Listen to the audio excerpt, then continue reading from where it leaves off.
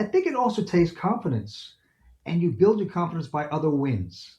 And as I'm lucky because as a child actor, I was winning. I got a lot of things. As a professional tennis player, I was not winning. I was beaten up. But all of a sudden, I broke through and top 25 in the world. So I gained confidence that I can almost do anything. And then when Yeah. I went on to writing and poker in a bigger way, I have that confidence. But just get those small wins first. Win those small wins and then build on that and realize you can nothing can stop you if you want it enough.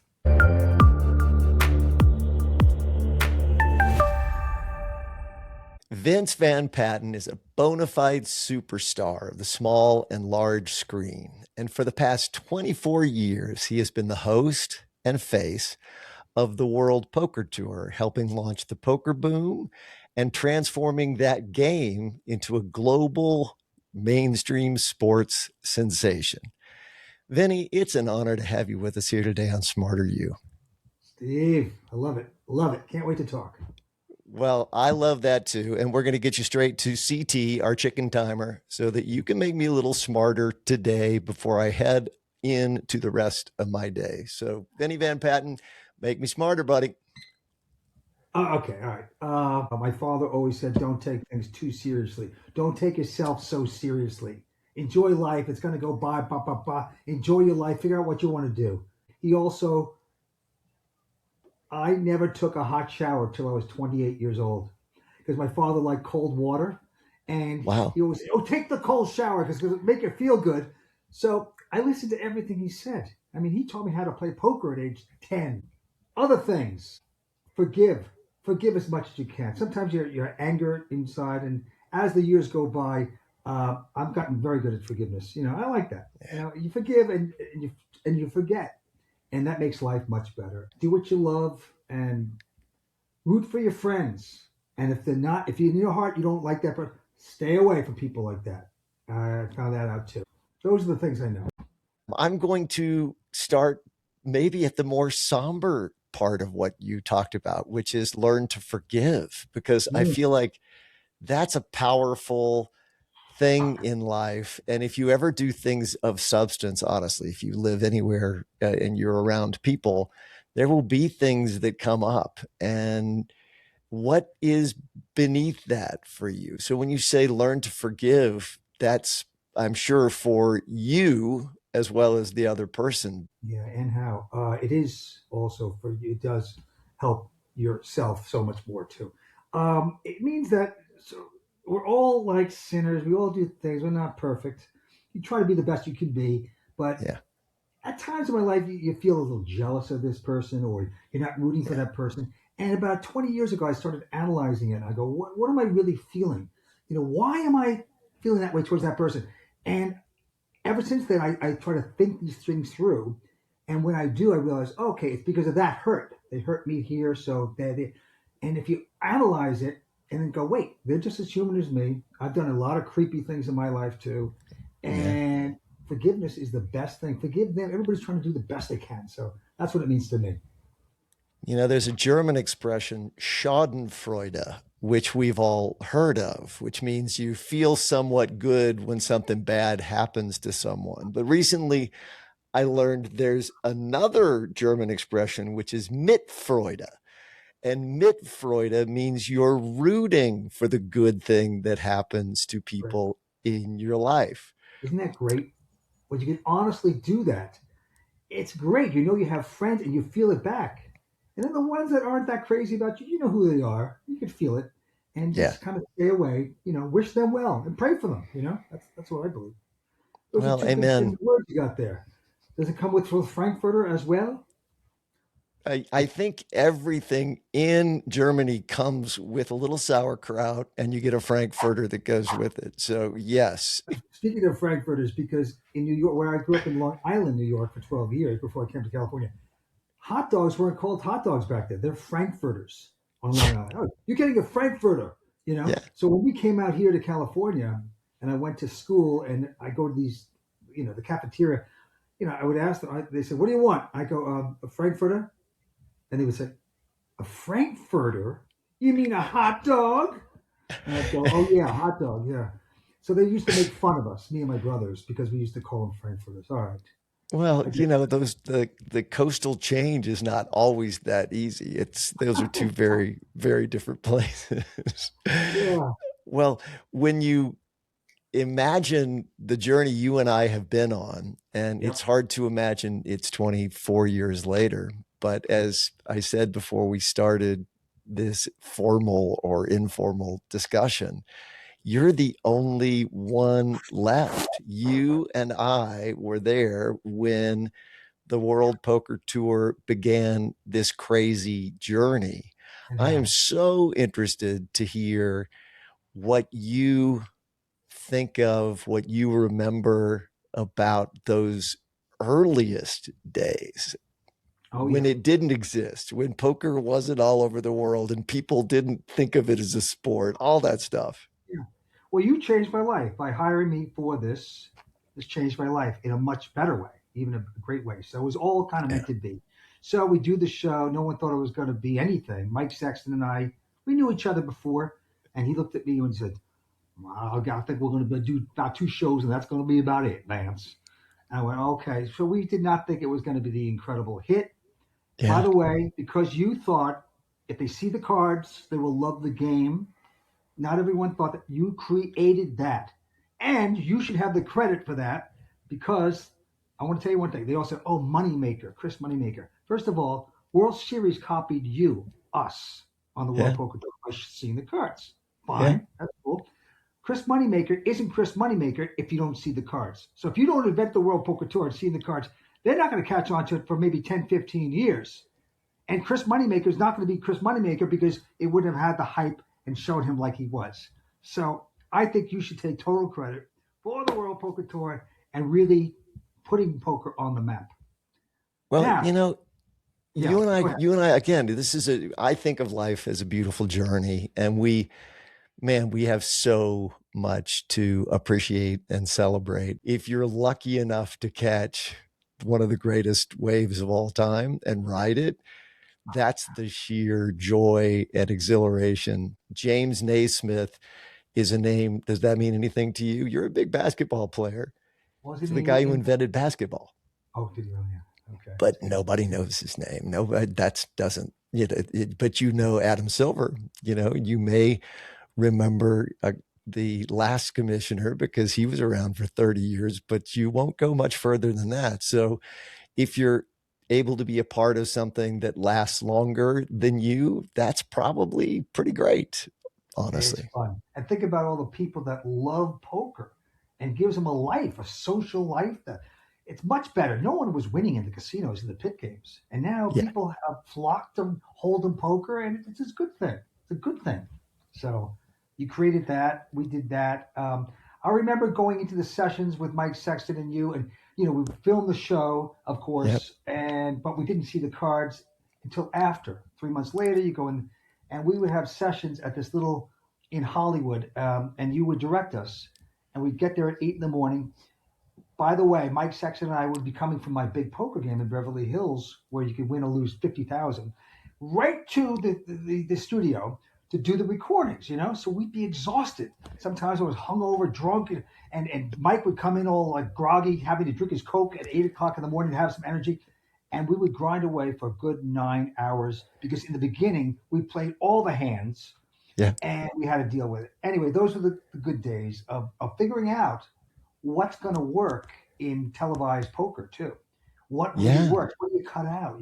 So we learned so much in those 10 years, whatever we did it together. So that was fun, and of course, the experience with Mike Sexton, one of the great guys I've ever known, one of my Yeah. best friends ever, and we Yeah. loved him, and the best ambassador for poker. His voice was in my head because he was the kid, like a baseball kid on the sandlot with you, who just would call every move a perfect baseball commentator. That was Mike. Yeah, But honestly, I feel like there never could have been a successful thing like we managed to put together if you had not been brought into the mix. And your ability to communicate what is very complicated at some level in the poker world to anyone, a grandmother who's never played the game, and yet gets invested because it's translated in such a way. If we hadn't done that, mainstream couldn't have been a word we could have used around poker or the World Poker Tour. No, we had to spoon feed them for a while, and we knew that. And me, because I've been in the business as an actor since I was 9 years old, my instincts were I know how to entertain. I know how to tell the people a story Yeah. and keep it interesting, more or less. And so, build up the players.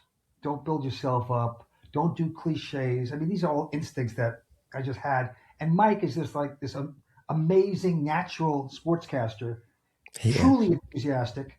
And Yeah. we built the hand to drama, voice wise, everything to the very bitter end. And we didn't scream it, but we just did it naturally. And we love the game so much and know so much about the game. It was just a great combination. So, Yeah. by the way, you got to see this above me is, you see that? Oh my gosh, I know what that is. I know that's the painting of Mike with the bull.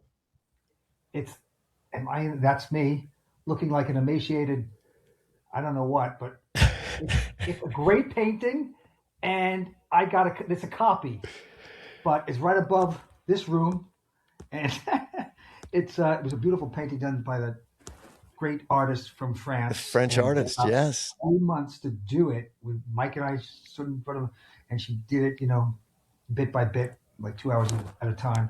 But anyway, it's a great painting. And Mike, I'm thinking about Mike all the time. I mean, he's the greatest. Yeah. He was. And Tony Dunn's doing a terrific job now too. He's doing terrific, and we have a different type of chemistry. Mike would be 80% of the dialogue, and I'd jump in once in a while, and that was okay. I knew he had 80, 85%, and I'll just jump in for the end of blah, blah, blah.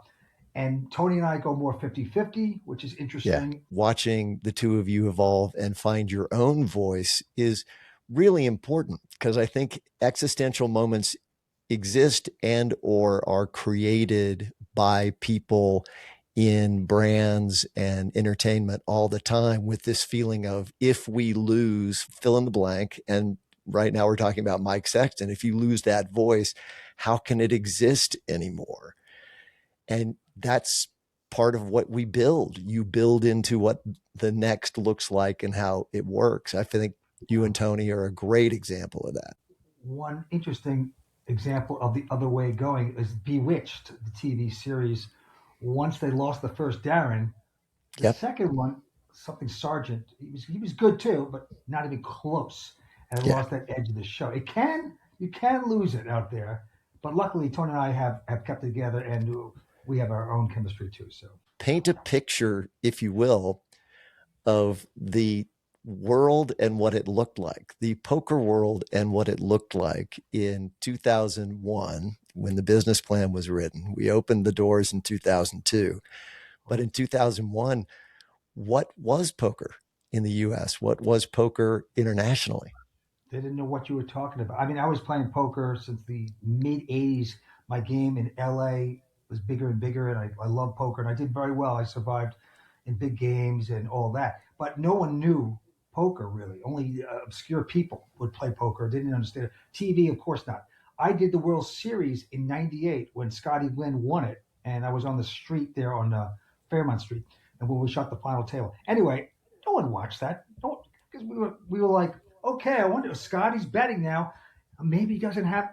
It was uninteresting. No one had to see the cards. So poker was not anything, as you know, and then it became everything. And I remember after the first a year doing the World Poker Tour, it's a big hit, and we had celebrities, come in, and we had Ben Affleck and all these people, blah blah blah.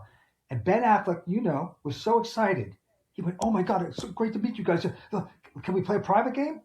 I went, "I think so. I have a little private game." And from then on, we became good friends, and he played in our game. Yeah. But he goes, "You don't know how big this is." I go, "What?" He goes, "Poker." I go, "Really?" I go, "Yeah." He goes, "I go, what, you think it's as big as golf?" And he goes, "Much bigger than golf." That's what Ben said. And Yeah. Toby got involved, and it kind of is, and it kind of got that big and bigger. So it's big, it's fun. The great thing is that it wasn't just a flash in the pan, and that it's still at, I don't know what we call it, peaking or not, but there's a ton of players out there. Well, I think you probably have cycles in everything. Really, it's extraordinary that nearly a quarter of a century later, it is continuing to spread all over the world. Yep. And like all sports, it started somewhere. And the US essentially was the only place people played poker. Yeah, But now all over the world, people are a part of this, and that didn't exist at all. that's very true. Very true. And in the beginning, people were just jumping in with all kinds of cash, and they weren't that good. They weren't that strong, especially in Hold'em and all that. And so the games were weak. The Yeah. tournaments were wide open, and that was fun. Now everybody's pretty good now, so I don't have the edge I Yeah. used to, and all that. But it's still beatable. There are certain people that can still beat it. You have to have great discipline and to be traveling out there, but they do it, right? Your background and your story of how you found poker, your passion started early. So tell me that beginning with your dad, Dick Van Well, Patten. yeah, he played poker all the time, and he used to have a game at the house, our apartment in Van Nuys, twice a week with and a pretty big game. This is in the '70s, early '70s, where you can win $1,000 or $2,000, which would be like 20 or 30,000 today. Right? So anyway, I would watch them play when I was like 11, 12 years old, and sit around till 2 o'clock in the morning, watch them play. They would get mad. They'd throw pizza boxes over the table and stuff like that. And eventually, my father said, "Hey, look, I know you love the game, so I want to get you good at it. I want to really teach you." So he really sat me down and taught me how to play. Then I read Doyle's book, and when I was about 14 years old, my father said, "Okay, I think you're going to be good enough. Do you want to?" I had some money as an actor, as a kid actor. He goes, "Do you want to play in the game?" I said, "Yes, I'd love that." So I was playing in the game, and guys like Gabe Kaplan were in that game, Don Adams, um, all these Yep. out of work actors would all play that. And I was playing in that game, and I was doing quite well. So I would beat the game at 14. What father lets his kid play at 14 years old? But I do have one good story about it. One day I'm winning. It's a Tuesday night, and I'm winning all the money. I'm winning about 2 grand. It's 6 in the morning because usually you want to quit at 12, but they say, "Let's play another round. Let's play another round." Blah blah blah. 6 in the morning, I have all the chips, and I go, "Guys, I gotta quit." And they all looked at me and said, "You can't quit. What do you think you're doing?" I said, "I got to go to school." And they all kind of looked at each other like, "Oh my God, Oh, we're just playing with a kid." So that was great. And then, of course, 2 years later, when I'm 15, or a year and a half later, 15 and a half, I wanted to go to Gardena Poker. They used to play and you used to deal yourself, Gardena, California. That's the only place you could play poker. And you had to be 21 to get in. So I had a fake beard and mustache made for me from this designer, this makeup artist, Ziggy. And it was professional. And I would drive down there at 15 and a half years old with my money, about 150 bucks, put the beard and mustache on, right? And get in for over 21. I was only about 5'2". I looked about 14, but I looked like a freak. I had this thing on, and I used to gamble and win at Gardena at age 15 and a half. people at home, don't try this. This is for professionals only. Do me a favor, Vinny. I'm a little worried because I'm hardly getting your head, and sometimes I'm not even getting your Got it? mouth. As you were telling the story of the 15-year-old, it was as Yeah. if you were down at the same height. The journey that you've taken across many years, I think, to be very entrepreneurial. So this podcast is run through Texas Tech University and the Alderson Griffin Center for Family Business and Entrepreneurship. So we are doing things that are in the entrepreneurial sphere, but with the philosophy that you don't have to start a business. You don't have to be one of the big tech company founders to be entrepreneurial. In fact, you deploy that no matter who you are in your life. You are a very entrepreneurial person. When you tell the story of what you did to go down and get into a casino to go and play at a young age, that's an incredibly entrepreneurial thing to do. Tell me about where you sit. You've done those things. You started businesses. Some of those things have worked. Some of those things have been more challenging, but you never stop, which I think is something to learn from. So Yeah. tell me about some of your entrepreneurial self? Okay, so I've written about 10 screenplays. I produced two of them. The Break in 1993 with Martin Sheen and Radon Chung, myself. It's a tennis movie. And then just 6 years ago, we did 7 Days to Vegas, which is based on the true story of my big cash game in LA and making a prop bet that I could walk from LA to Las Vegas in 7 days. And it's a terrific movie, and we're going to probably make the sequel. Anyway, I believe, while I'm writing scripts, people say, "What? How are you going to get the money? No, it's impossible. You can't do it." And I went, I don't believe that. I just don't believe it. I think I know enough about scripts and storytelling that I can make something really interesting, and I'll get it done. And so you put your heart and soul into it. You make it as good as you can. I'm really a perfectionist when it comes to writing and all the things I do, whether it's tennis or pickleball, whatever. I really try to break it down and really work my ass off. Anyway, got that movie done. So I believe you can almost do anything if you love it enough and you study it enough. Figure it out. Figure it out. I know how to raise money. I know how to tell people why this is going to be a good picture. So I do stuff like that. And now I'm playing Yeah. professional pickleball. And by the way, one of the top senior pros in the world in pickleball. I used to be a tennis pro, so it's an easy transition for me. I got the new book, so I've been writing a book. It's called Pickleball Greatness. Oh, I And love that's it. yeah, it talks about the World Poker Tour, tales from the tennis tour, and also how to go transition from tennis to pickleball. And it tells a lot of stories about my life and such. So yeah, I like to write. I can write. I write books, inventions. I got the Power Flip Trainer. That's a new thing. I just think, Steve, like you, anything's possible. Just put your mind to it. I've never had a real job. I've been an actor. I've been a writer, producer, tennis player. I've never had the other kind of job because then I'd have a boss, except for you guys, and I'd have to go We don't count. certain hours. So I like my freedom. I like my entrepreneur mentality. And Yeah. so far, and you're right, many things I've done have not, haven't panned out. You roll with the punches. You take your shots. You gamble with it. You put the money up if you have to. You lose. You move on to something else you believe in. That's the way I feel about it. I think you're profoundly good with the metaphor of poker because you probably learned very young as you were playing in your father's game at home that you will have a bad night, you will have a bad hand, you'll have the worst bad beat, and that is not what it's about. It's about the long-term game, right? Oh, and poker for sure. When I played poker and I wanted to make money, I did it as a business. I Yeah. wasn't thinking tonight or next week. I knew at the end of the year, I'm a better player and I will have their money. And I played it as a profession because I needed to grind in between acting jobs and stuff like that. So you got to think that way. You got to think long term and what's going to happen. And you got to be very patient with it.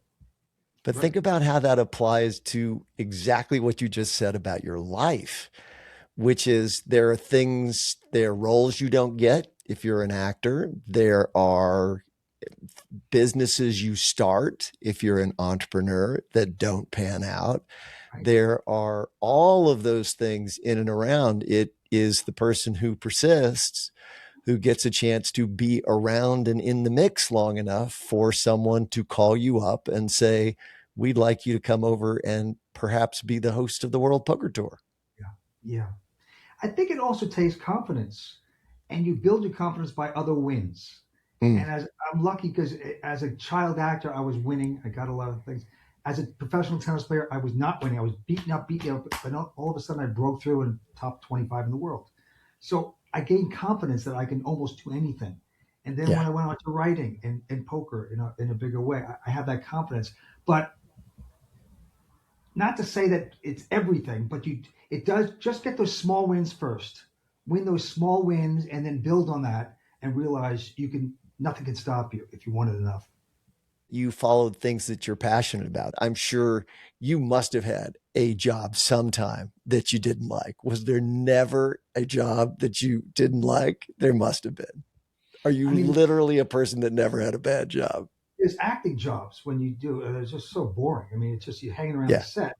and there's nothing, it's not a great script or it's a TV show that you just don't want to be doing. And I'm exhausted. You can Yeah. tell if you love something when you get tired Yeah. when I'm writing a screenplay or something like that, or writing a book. I'm never tired. I got this. Yeah. I'm buzzed. I wake up Yeah. at 4 in the morning. I love it.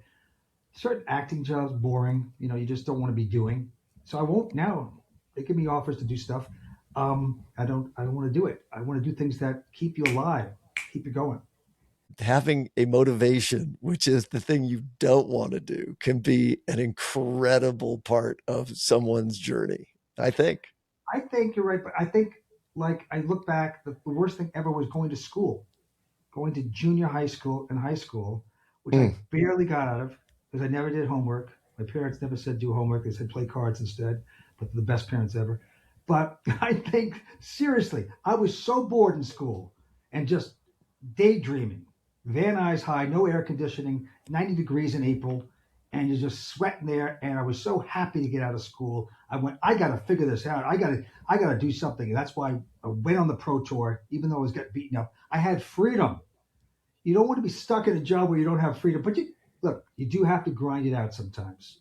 You have to put in that time and do things. I've been lucky. I've been very fortunate. Yeah. I think we all have a connection. I think God is looking down. I think if you keep your heart open and your mind, I think you're going to be put in the right directions if you do the right things. Using the word grind is a very interesting choice because that means that it's not elation every moment. And I remember talking to Daniel Negreanu when he was very early on. The first thing I ever did in the poker world was this 1 hour documentary, and talking to him about what he did as a very young person in that world. He thought of it as a time clock. He would go and punch in, he'd punch out, and he would play for a certain amount of time and require himself to do that in his every day. But Yeah. you learn from that. It still is a grind. It is. Yeah, it is. I'll tell you something, thinking about poker.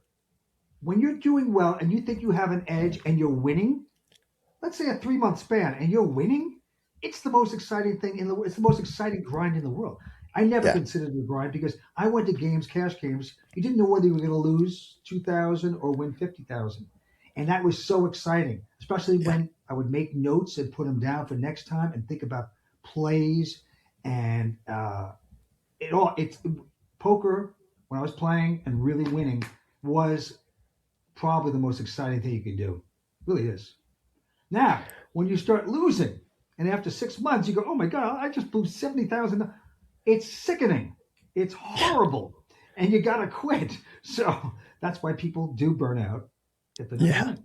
Like that, generally speaking. I had a conversation with Jennifer Harmon, who was running bad. I mean, she was just running bad, and she was shaking her head, and it had been over months. And she plays at huge, high stakes games. And she said, I wouldn't play really any hand that I can remember differently than I played it. But the poker gods are fickle.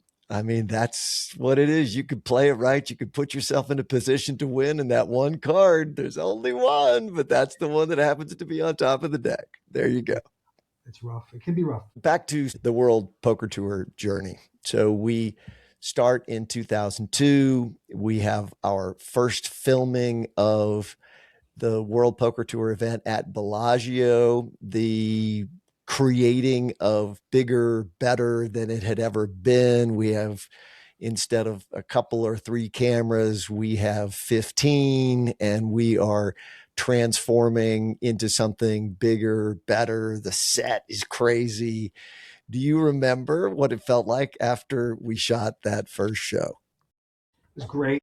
I also remember, like, after the week two, we went up after the first show. Well, it wasn't aired yet, and then we went up to Reno or something, and Yep. Daniel was walking around, and a couple other big shot names were walking around, and they were going, they were like, I'm not sure about this show. No, I just don't want to show my hands. I'm not going to show my hand. I don't want to give my secrets away to everybody. It was like they were all bitching and moaning until the show did air 3 months later, and all of a sudden they all became stars and they stopped moaning about it so much. But in the beginning, they were they were all like Yeah. very, snooty about it. But that all changed. At that first tournament in Bellagio, 3 of the 6 players hadn't told their family what they did for a living. 50%. That's And right. you go to 2 years later and they're all superstars in their family. That's what media does. That's the perception. And that's how it transformed, and why it's so hard to sort of go back. You cannot tell your children of today what the world was like without cell phones, because it makes no sense. There is no way to translate what that is like. I think it's the same way. I think poker, we will have a few of us who will just remember and have lived through the transition of what that was, Yeah. but it's transformed. It'll never be the same. It was great. And by the way, what you did in producing the show is in Reno, we had horse and carriage come in, and cowboys and guns were going off, and showgirls doing kicks and stuff. I mean, we brought production to the show. Yeah. Bellagio, sure did. And we got better and better as the years went on. More and more production, and throwing the millions of dollars on the table. You know, it's cash time, and they would put out the money on the table. It was great, so exciting. Yeah. So the production value was fantastic, and we keep improving on that. And the main thing is make the players look good. Turn them into stars. So they Yeah. love it. And even if you're not at the final table, World Poker Tour does a lot of other shots as they got to the final table, and so a lot of players get some good stuff on them, and I think that's very important. Well, it was selling the dream, right? So in the sports world, there's just no other sport where you can go and be the star. So That's right. you and I grow up watching the basketball players. We watch the football players and the baseball players and the soccer players, and we see their superstardom and don't imagine that we will have that prowess, though you did at one point as the rookie of the year on the tennis circuit. Yeah. But most of us don't. You talked about Chris Moneymaker. Any of those figures, they're not going to be at the top of the constellation of what any other sport is, but they can do it here. And I think Sure. the dream is you can too. Show up tomorrow. Who knows? You might have a run and you might be the star. Yes, and also on top of that, players. I mean, it was a thrill. I played in the '80s games at the World Series at Old Binions, and I played in the cash games with Johnny Moss, old man Johnny Moss. Played in the game, and I was so excited. I go, this is the man. This is Johnny Moss. I played at his table, and I beat him in a hand or two. And at the time, I said, that's impossible. How could I, this normal player, be beating the best in the world? But that's why it's great. And that's what players want to do today. They want to beat Daniel Negreanu. They want to beat Phil Hellmuth out of a hand and have a story for life. So there's great excitement to that. Every show that we went to, every time we were sitting in a audio ADR session, you had notes and you had a notebook that you had put these things together. That made a huge difference. What do you feel like that developed for you over time? Well, I wanted to bring some levity, some humor to it. Let Yeah. Mike do the straight stuff and tell about the card, and maybe I can tell a few little interesting little things. So I make my notes. So I need a script. My whole life I've been reading scripts and learning scripts and appreciating scripts and writing scripts. So yeah, I'm going to come up with certain lines and bring them to the set so I don't forget them. And I do that today with when I'm playing pickleball. I have notes on every player. I have I have I'm a note guy. I love notes. It's just the best. Comedy notes, serious notes, wisdom notes, all that stuff. I think it's good. No, but yeah, and those sessions were long, and we didn't know where it was going. We sort of created the whole what do you call just the whole mechanics of Format. I mean, we format. literally created the way to do it. And those sessions, nobody will understand. I mean, Mike's not with us anymore. So Mike Sexton, Vince Van Patten, and Steve Lipscomb, and an operator in the audio studio sat there. This is like editing the first show with David Egan. You throw it up, you try You would it, show us and every hand too. It wasn't 50 hands for the show. We had 200 hands that day. We would and would so take we 9 would hours. find we Yeah. didn't even know until you looked at, we literally had to create a database to Right. be able to show you what the cards were. I know. So I know. that even that process that before you even got into the ADR session was a bit. Yeah. But when we had that in front of you, then you and Mike started finding new ways to talk about the game because you had material no one had ever had before. One of the things that you added was flavor and flair to actual poker hands, right? Dead Man's Hand is one that we know because it comes from way back when, right? That's the Right. old West and Wild Bill Hickok. Bill Hickok, Man's right? When Hand. that's apparently aces and eights. That was the hand that he had in his hand when he got shot. Is that That's right. right? Right. Yeah. That's right. Yeah. So that's memorable. That's good. Yeah. But you have brought a whole bunch of extra ones. And the one that I think of is the weapons of mass destruction. That's you, baby. That is. Right? That is. That stayed. It's in the whole Yeah. vocabulary of Zeitgeist. every poker player. They know it. So that was a good one. Yeah, because at that time that was being used, and that is the weapons of mass destruction. Everybody wants that pair of aces before the flop. It's such an exciting thing. But also in my father's game, he knew every little. That's Dolly Parton, 9 to 5, the movie. That's Yep. Woolworths, 5 and 10. Old Woolworth. Now people don't know what these things are, but my father used to know every one. So I copied my father, and I used that on the World Poker Tour, and continue to keep trying to figure out some interesting other ways to describe hands. Yeah. Okay. Well, I'm going to disclose to you because Lynn Gilmartin was with us on the show. And Yeah. I asked her if we were going to create a Gilmartin hand, what would it be? I'm going to ask you the same question in a minute, but she said that her new favorite number is 8 Yeah. because it's infinity, because it just makes the infinity Yeah. sign. And she said that the Oh, 8 of hearts is her favorite card because it's infinite love. let's And do it. That's a good one. It's a Lynn and Martin, 8 of hearts. Yep. 8 of hearts, but wait, she added that, if we added the queen of hearts, so the queen 8 of hearts is now in my mind the Lynn Gilmartin. We're starting it I love it. on That's Smarter good. U Media together. If there were a Vince Van Patten hand, what would it be and why? I have no idea, but I want to tell you something that's interesting, and it's not just my ego, but I don't think you've ever noticed it yourself, and you invented the World Poker Tour. But if it's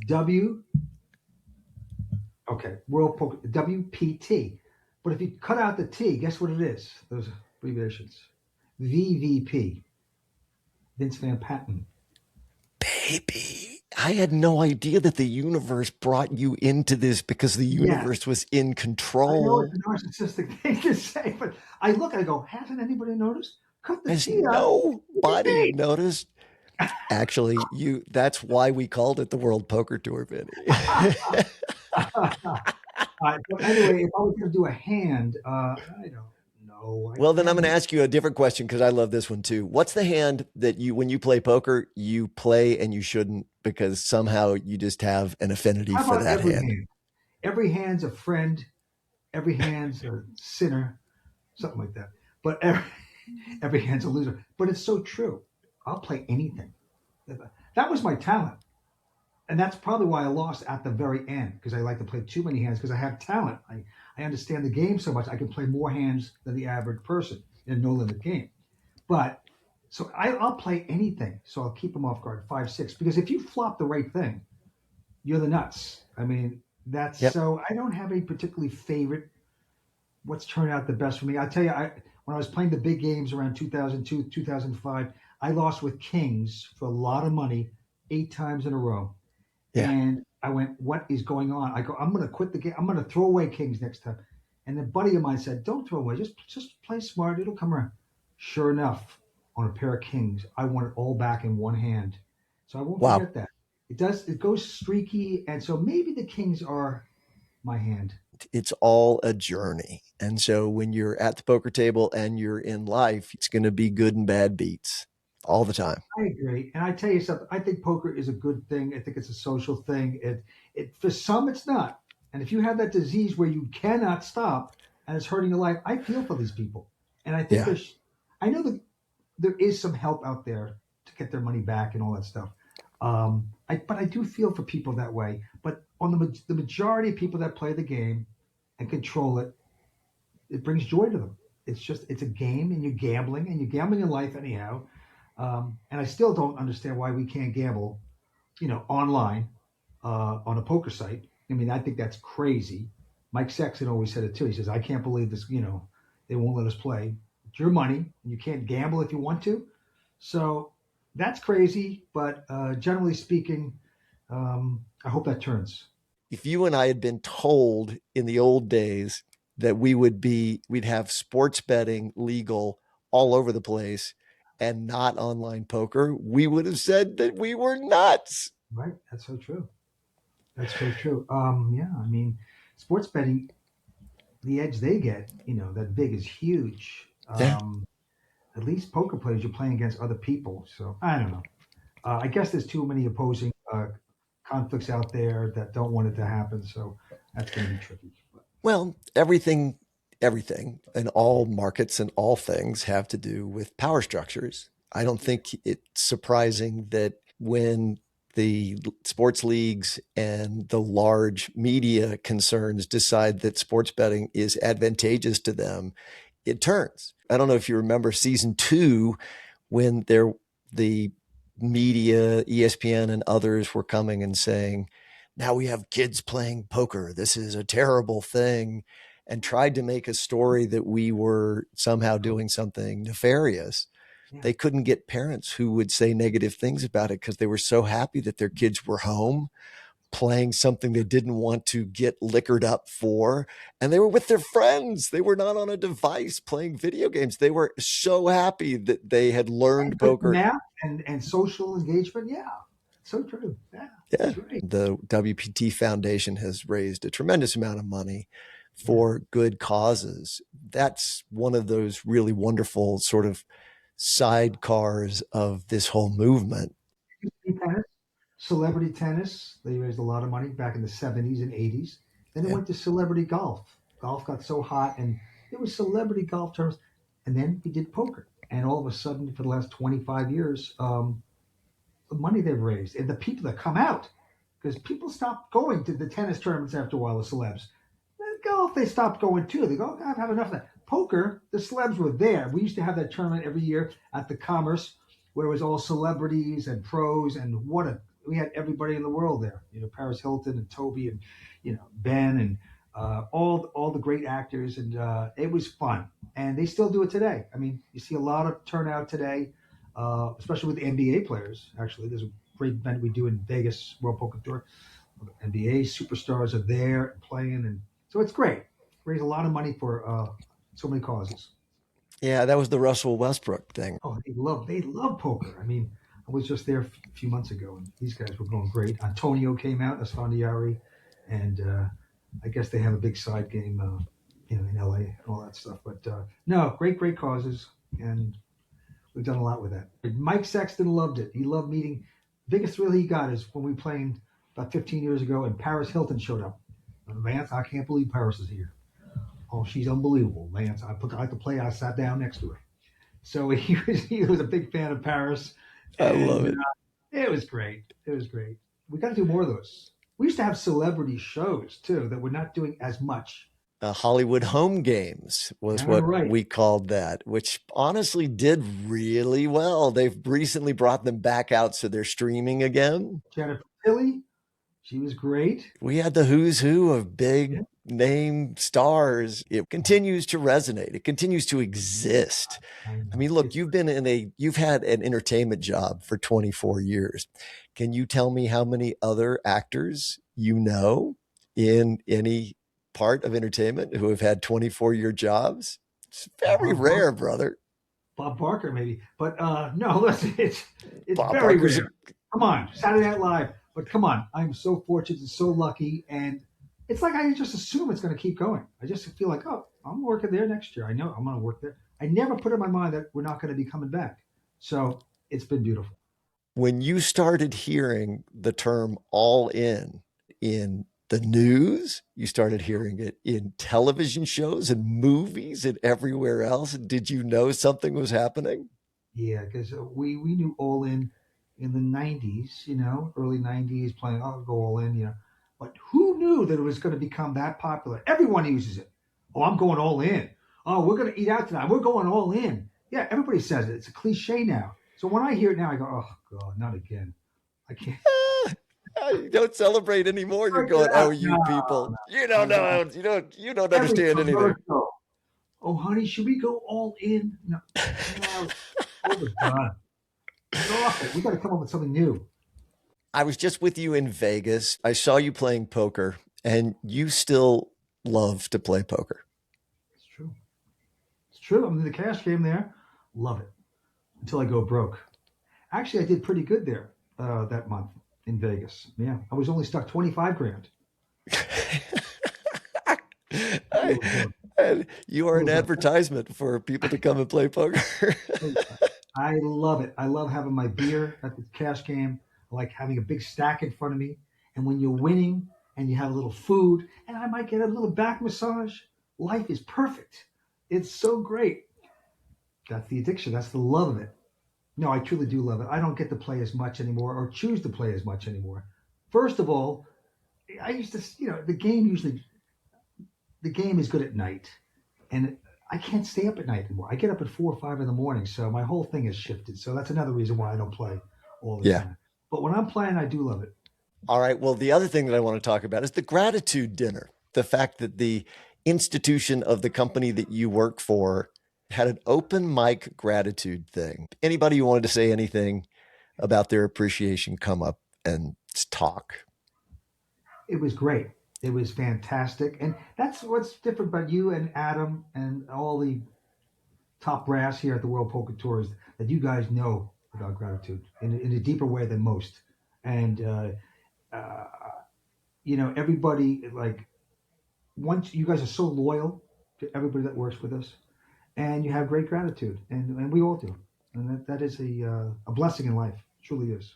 If you could go back to 2002 when you were hired at the World Poker Tour and change anything, would there be anything that you would say, I wish I knew, I figured this out later, and that you would have injected earlier, or that you would change?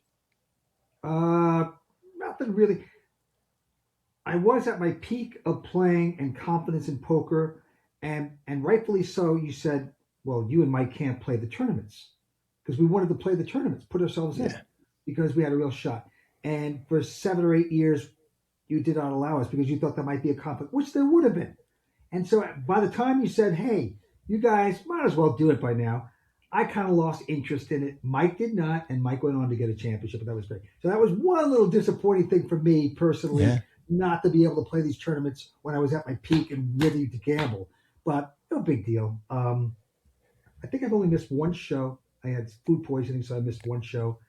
Mike was always proud that I think he only missed 2 shows out of all those years. Wow. Would I change it? I don't think there's nothing to change. The show's been beautiful and great, and we traveled the world, went all kinds of places all over the world, different cultures in China and going to Paris every year. So it's been fantastic. It's been a blessing and fantastic. So I wouldn't change anything. I love that. If you remember, it's a good example of how different the world was. When the World Poker Tour began, poker was considered gambling. It was seedy. It was dark. And our entire mission was to transform that.